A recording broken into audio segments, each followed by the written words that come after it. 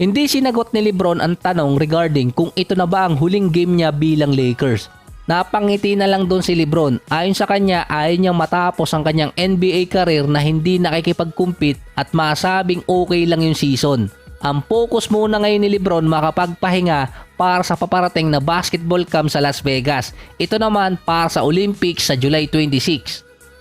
Ang sinabi naman ni Rich Paul, nasa 2 taon pa na maglalaro si Lebron sa NBA. Kahit si Anthony Davis sinabing i-recruit niya pabalik si Lebron dito sa LA. Meron kasing player option si Lebron na $51 million, 35% yun ng salary cap next season.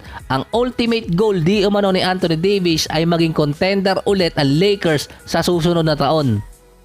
Open din ng Lakers na i-drop si Bronny James para mapagstay si Lebron at makuha niya yung pinapangarap niya makakalaro yung anak niya. June 29 ang last day ng player option. Ang NBA draft naman June 22 at 23, 2 araw na. Ang Lakers merong number 55 sa kanilang draft, second round yon. Pwera lang kung hindi kukunin ng Pelicans yung kanilang first round pick dahil sa Anthony Davis trade. Mas mataas ang rank ng Lakers sa draft kumpara sa Pelicans, pero wala kasing big name sa 2024 class.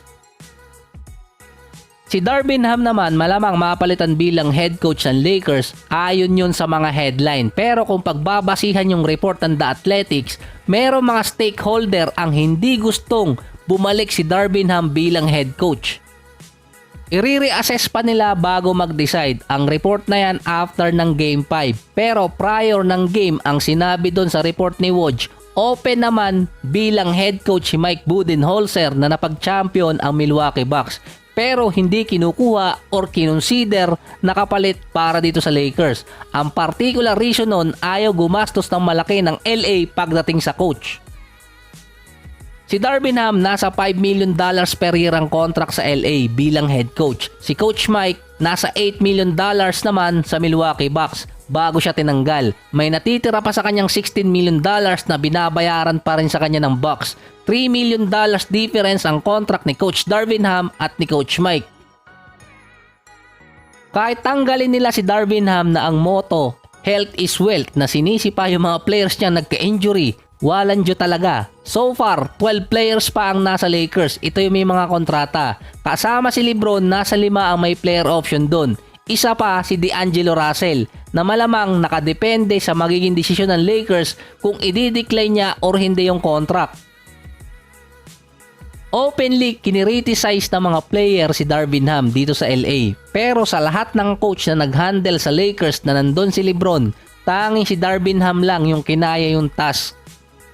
Sa malamang mayroong magko-comment anong sinasabi mong si Darvin Ham lang ang kinaya yung task. Hindi niya napag-champion ng Lakers pero nadala niya sa playoffs at sa conference finals. As in sa laki ng media market ng Lakers, kung ano ang sasabihin niya, malamang magamit laban sa kanya yon. Nasa kanya kasi yung isa sa criteria na pwedeng maging best coach para sa Lakers. Kahit may sinasabing masama sa kanya yung mga players, media at iba pa, ignore pa rin siya. Kahit yung mismong media na inis na sa mga sinasagot niya sa interview. Ngayong season lang din to na kinall out siya ng media dahil sa scripted or paulit-ulit na sagot niya sa mga tanong. Kahit iba naman yung tinatanong ng mga reporter. Yung style ng pagsagot niya halos katulad ng style ni Coach Craig. Tipid lang sa mga salita si Coach Craig kaya walang mapigari ng media doon. Pero iba naman kasi yung status ni Coach Craig kumpara kay Darvin Ham. Bukod doon, siguro wala nang criteria maganda kay Darvin Ham at wala pa rin salary cap ngayon ng Lakers. Pwera na lang kung merong mga players ang magdi-decline ng kanilang mga player option. So matagal pa yung mga June pa yon dahil pwede na makapag-trade ang Lakers doon para magkaroon sila ng salary cap at makakuha ng mga players sa free agency market. Kung usapan naman ng rebuild, hanggat andun si Lebron, hindi gagawin ng Lakers yun. Hinahabol pa nila yung mga natitirang playing years ni Lebron. Ang pinaka best time na mag-rebuild yung Lakers, 2026. Yun din ang timeline na possible retire na si Lebron sa NBA. Magsisimula din noon na makuha ng Lakers ang kanilang first and second round pick. Ang hindi lang alam doon kung kukuha ulit ng another star ang Lakers na posibleng mawala ulit yung kanilang mga draft picks katulad na nangyari kay Anthony Davis noong 2019 offseason. Ang isa pang dahilan doon kung bakit hindi rin best time na mag-reveal ng Lakers, kakapirma lang ni Anthony Davis ng contract extension. Masasayang yung nasa at least 3 to 4 years ni Anthony Davis sa Lakers. Nasa 31 years old na siya ngayon at hindi rin alam kung ganito pa rin ang magiging laro niya after ng 4 years. Nasa 35 years old na siya nun.